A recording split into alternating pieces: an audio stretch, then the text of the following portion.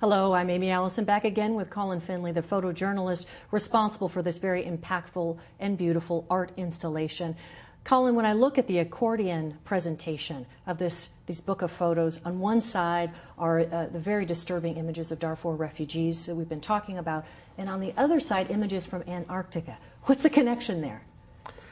Well, the connection really is what's happening in our world and actually how small our world is becoming, and what happens when you have a 6-degree temperature increase in the Antarctic Peninsula, what that does to the rest of the world, how does that affect our entire scope. And you as a photojournalist actually went to Antarctica to capture some images. I want to see some of the photos that you took and hear about them.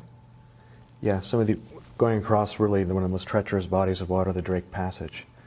It's a 2.5-day voyage to get to this incredible space. It's so unique to actually be in a position like this when you look out the portal for the first time on that morning and you see no telephone poles. That in and of itself is a complete and utter shock. I mean, you've been so attached to the society and to the world and what you've seen, everything that you know, and nothing will ever be the same once you go into this incredible ice lunar landscape, these incredible monoliths, these really just, it's like the Grand Canyon of ice. But you went to Antarctica knowing that the images that you capture, the pictures of the icebergs and the water, all that's changing as we speak. It's all, melting away. Global warming is impacting all of us. Yeah. I mean, some of the first explorers are down there at Shackleton 100+ years ago, seeing it for the first time. And here I am now 100 years later, and you're really witnessing its slow demise. For the last time. Yeah. And when you connect explicitly the issue of global warming with the terrible situation of these refugees in Darfur, what is the message? I mean, in this book, you're giving a message. You're telling people to do something, to think something. What is it? Well, I'm also giving people the opinion and the mindset to think exactly what it is that they feel. I'm not telling them what to think. I'm leading them down a particular path. That path is discussion. So when I really think of my own community where I was born in Edinburgh, Scotland, it's been the wettest summer they've had there on record ever. We debuted this exhibition over in Tokyo. In Tokyo, it's the warmest summer they've ever had on record. So now what's happening in the environment is now we're feeling it in our own communities, in our own country. This isn't as removed as what's happening in Antarctica. Yeah, well, and you're talking about people in Darfur. You're connecting it to global warming, and you're saying, look at what is happening to people, and we will be those people. I mean, that's what I'm getting from what you're telling me right now. In a place like Kazakhstan in the Aral Sea, the PCBs and toxins we're finding are traveling around the world in the airstream. They're finding those in the bloodstream of the penguins in Antarctica. So they're finding these connections of how small this world is and how we are truly connected as one. Two questions. One is, how have peoples reacted to this idea that global warming and these images of Antarctica combined with the images of Darfurian refugees, how have they reacted to it, and what do you hope they do with that reaction? Gosh, I would say all the reactions have been very, very powerful and very evocative. I mean, it's about creating dialogue, which is one of the most incredible things that I was hoping to do with this, which is why there's next to little, if no text. There's not even a title. You come to your own conclusions. You discuss this with your partner, with your children, with your father. What's happening in this world? What's happening with this global climate crisis that we're in? Where are we? How does this connect?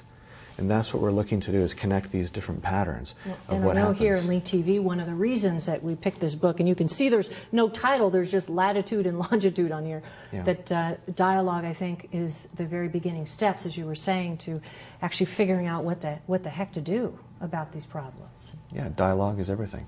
It's someone coming home, even as a young student, coming home to talk to their parents about, hey, what's happening in this world? What's happening here? Yeah, this would be an amazing book for a student, college students, or for a family to look at and talk about.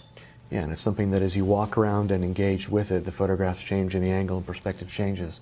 That's all it takes, is that slight shift in focus, just like us.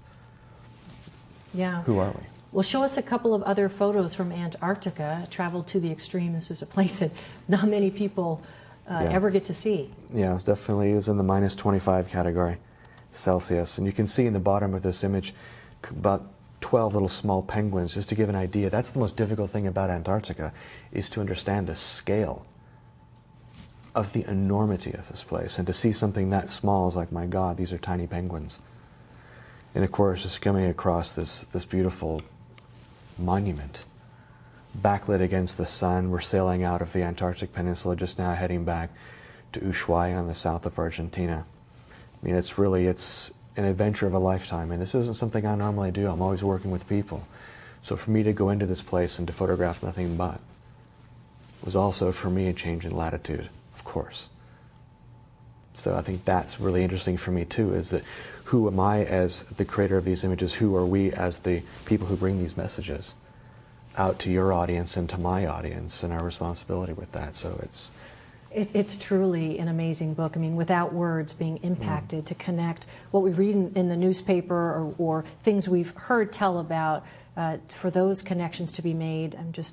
It's very special. And of course, the rest of your photos are at colinfinlay.com, where we can see your whole collection, because you've traveled all over the globe. Thank you so much for joining. This program is brought to you by Link TV for educational and non-commercial use only. Link TV is the only U.S. network dedicated to global and national news, uncompromising documentaries, and diverse cultural programs. Programs that connect you to the world.